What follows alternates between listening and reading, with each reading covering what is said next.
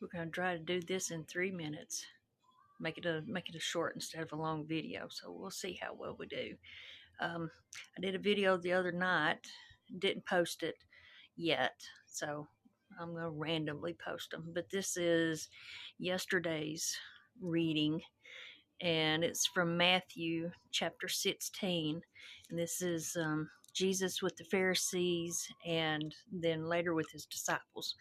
Matthew chapter 16, the NLT version. One day the Pharisees and Sadducees came to test Jesus, demanding that he showed them a miraculous sign from heaven to prove his authority. He replied, "You know the saying, red sky at night means fair weather tomorrow, and red sky in the morning means foul weather all day."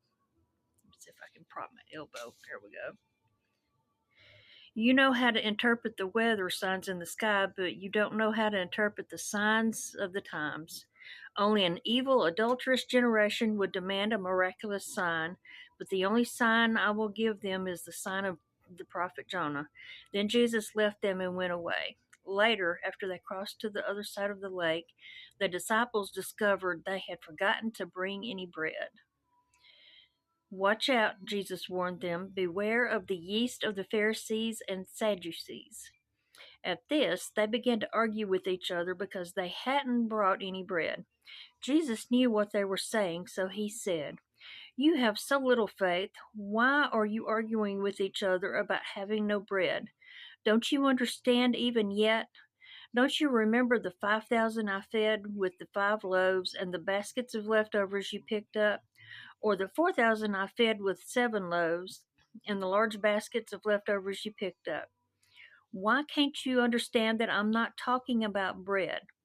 So again I say, beware of the yeast of the Pharisees and Sadducees."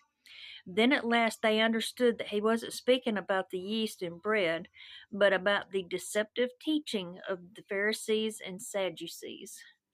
So I just wanted to put that scripture out there again as a reminder that to always take what you hear pertaining to scripture whenever it's read, take it back to the Bible, take it to God, and ask him to clarify what it is that you're hearing, and then if it's real and it's actually from him, because there's a lot of false teachers out there that they cherry pick and they pick and choose the scriptures that they want to share.